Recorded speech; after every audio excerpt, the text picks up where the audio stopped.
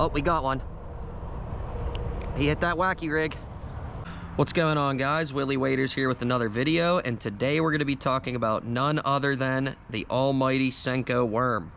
I think that this here is the most versatile bait for somebody who's just getting started in bass fishing. I think that it is extremely easy to use, it's cost effective, and it really just gets the job done. I mean, people like to go out there and buy their fancy glide baits and their swim baits and their crank baits, and you know, those things work and there's a time and a place, but I find that at the end of the day, those are going to be sitting in the tackle box for the majority of the time, and this is going to be what's catching fish. I mean, the Senko is just invented by Gary Yamamoto. It's just been effective for so long, and I think it should be in everyone's tackle box. So if you're just trying to catch some fish, go get yourself a pack of Senkos. Now, we're going to be talking about 3 different ways to rig this bait. There's the Ned rig, which is my personal favorite, the super famous wacky rig, which I'm sure you've heard of if you've ever picked up a fishing rod, and finally the Texas rig. So let's start with the Ned rig. Now, what we have here is a 1/8 ounce jig head hook. You know, there's all kinds of different styles, weights, different head shapes. I find the kind of mushroom head shape to be the best for me. It's not really bad with snags, and you know, it's not really obnoxious, so I don't think it really throws the fish off too much. So I like a 1/8 ounce. There are people who use 1/10 or 1/15 if they're fishing really shallow, or they're fishing light tackle, or if you're fishing a really heavy body of water, deep and cold, and the fish are kind of hanging out at the bottom. 1/4 ounce doesn't hurt. So all we're gonna do with this one is slide it up the hook like so, and then once I get to about here, I like to start protruding it, the tip, and once the tip is protruded, I literally just slide the worm up the shank of the hook. It is that simple. And just like that, you have yourself the Ned rig. And the way that you're gonna wanna work this rig when you're fishing is you wanna slowly reel in and just give it some pops. So, I mean, I'm obviously not fishing at the moment, but when you pop it, it kind of has that jumping motion over the bottom of water. You're really trying to get this to be on the bottom, hence the weight. And what we're gonna do by retrieving in this way is we're gonna create the image of a bait fish that is either eating off the bottom and foraging or slowly dying.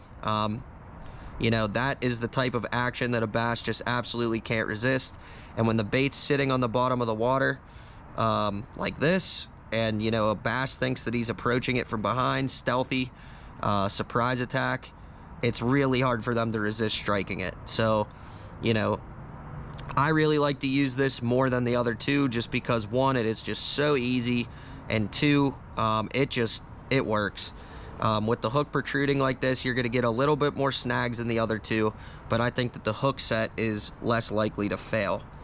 So now that we have that one covered, we're gonna slide that off, and we're gonna go to the famous wacky rig.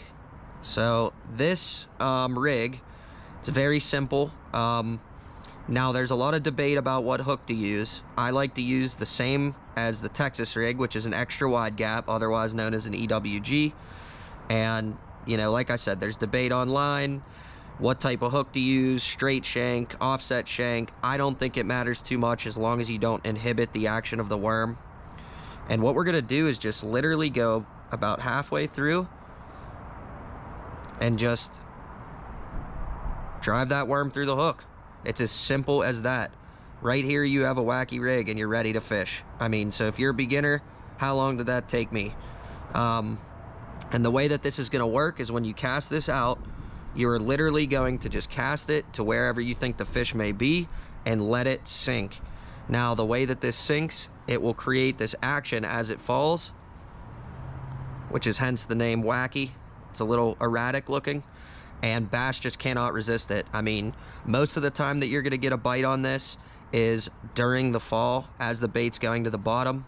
Once it hits the bottom and you kind of feel it, or your line starts to go slack, what you can do is pop it and bring it back up, let it sink again, pop it, let it sink again. If If you give it 3 or 4 pops somewhere and you don't have a bite, I would probably reel it in and try casting somewhere else. I see a lot of people keep their wacky rigs in the water for just too long, in my opinion. You know, fish aren't the smartest all the time, but I think that they're smart enough to know that if something just keeps sinking to the bottom, it's not real. But the wacky worm, unreal rig, hence, you know, it's stood the test of time. It is so good. It is so effective. You don't have to worry about snags really because you're just letting it fall. You're not really dragging it through coverage. Amazing, amazing rig. And I'll add a little clip at the end of this to show last week when I was down in Florida, me catching a bass on that.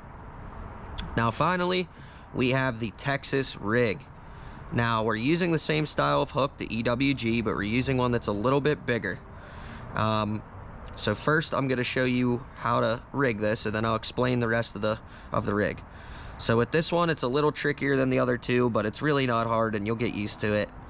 So what you're going to do is just basically hook through the top of the worm completely, and then slide this worm all the way up the shank until you cover the eye of the hook, like so.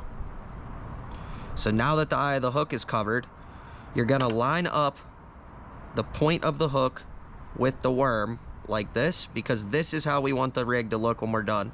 We want this tip to barely be sticking out, if at all, and we want that nice wide gap so that when a bass bites down, it pops that hook out and it sets it.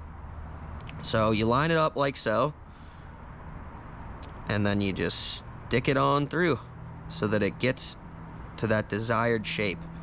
So just like that, that is perfectly rigged. And like I said, the tip is barely protruding, as you can see. And what that's going to do is you can really drag this through the weeds. I mean, look, I'm not even hooking my finger.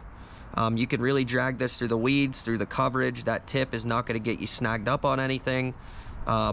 It's really a true weedless rig. So it's really good for heavy coverage, whether you're fishing a river or a pond with a lot of weeds. Now this here is a bullet weight, so it's a little different than the weight on the jig head, which is directly connected to the hook. This freely slides on the line. So that does a couple things. First, it helps with not getting snagged up. Second, this sleek profile helps with not getting snagged up. And then finally, when the fish comes along and bites it, this can slide away and allow the fish to take this away without a whole lot of resistance. This is really, really, really a great rig for somebody who's beginning as well, because you're not going to waste a lot of money. You can go out with one of these setups, and if you do it properly, you can fish all day. You're not going to be cutting your line. You're not going to be fighting snags. I've gone out with this rig, and you know, the only thing I changed really was the worm. If it gets torn up, you know, if you get a lot of bites, or if you know, you're yanking a little too hard when you set the hook. This is truly a great rig for a beginner. I'd say the hardest part is just getting used to how you hook it up. But once you get that down, I mean, like you saw I did it, takes only a couple seconds. Now, those are 3 ways to fish the Senko. I hope that this helped you out.